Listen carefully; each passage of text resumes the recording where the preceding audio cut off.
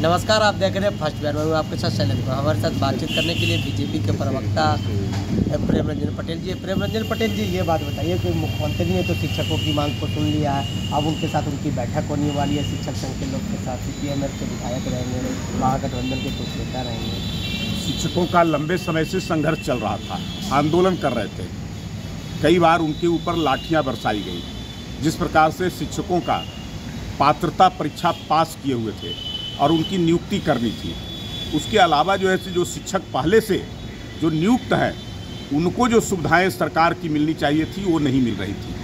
कहीं ना कहीं लगा कि उनके समर्थन में ही हम लोगों ने, भारतीय जनता पार्टी ने भी प्रदर्शन किया था, जिस पर लाठियां चली थी।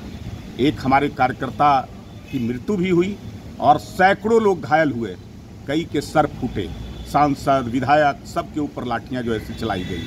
ऐसे तो मुझे लगता है कि ये लग चुका है मुख्यमंत्री को, ये शिक्षकों के समर्थन में भारतीय जनता पार्टी के साथ आने के बाद ये बिहार का एक तरह से मामला बन चुका है और एक बड़ा आंदोलन आगे भी खड़ा हो सकता है।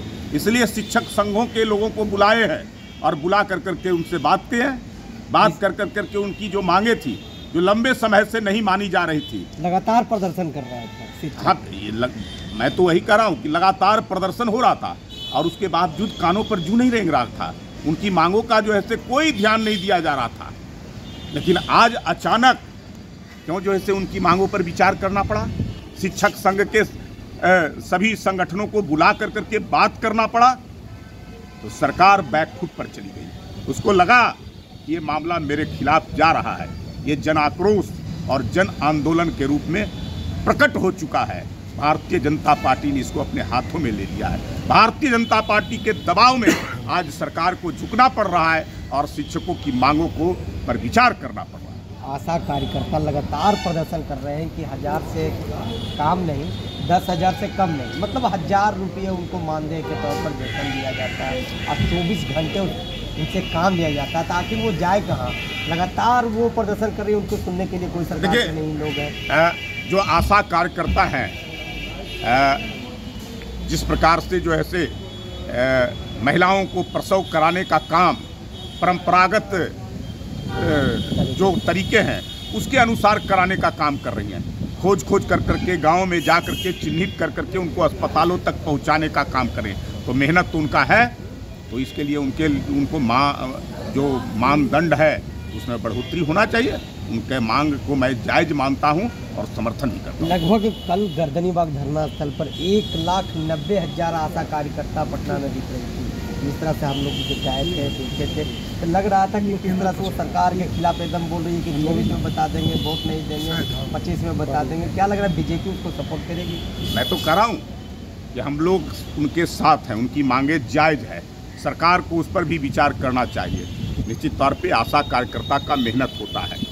जिस प्रकार से ग्रामीण क्षेत्रों में जो कमज़ोर तबके की महिलाएं होती है, आर्थिक रूप से विपन्न होती है और उसके कारण जो ऑपरेशन से या अन्य विधियों से जो प्रसव होता था, उसके कारण कई लोगों की जानें जाती थी।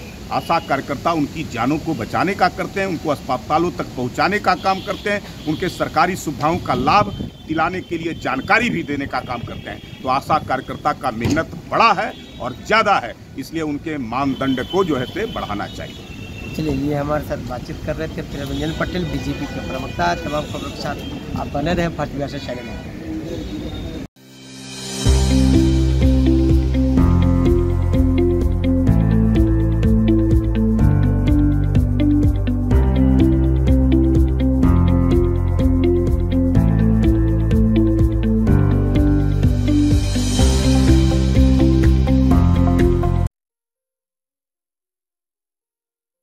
ये लो, मुंह मीठा करो। आज मैंने अपना जॉब छोड़ दिया, अब हम पूर्णिया वापस जाएंगे। जॉब छोड़ दिया है? मतलब ये घर कैसे चलेगा? हम करेंगे क्या? और माँ बाबूजी क्या बोलेंगे? इसलिए मैं एक और मिठाई का डब्बा लाया। अपने बिजनेस के लिए लोन अप्रूव हो गया। अरे लोन अप्रूव हो गया वो तो ठीक है, लेकिन पूर्णिया में हम रहेंगे कहाँ? अपना घर भी तो नहीं है वहाँ। इसलिए तो एक और मिठाई का डब्बा अलग से लाया हूँ। हमने पूर्णिया में घर ले लिया है, पूर्णिया के ई होम्स पैनोरमा में। पूर्णिया में पैनोरमा ग्रुप लेकर आए हैं ई होम्स पैनोरामा, बड़ा घर, आलीशान जिंदगी और अत्याधुनिक सुविधाओं के संग। अरे अरे, अब क्यों मुंह मीठा करवा रही हो?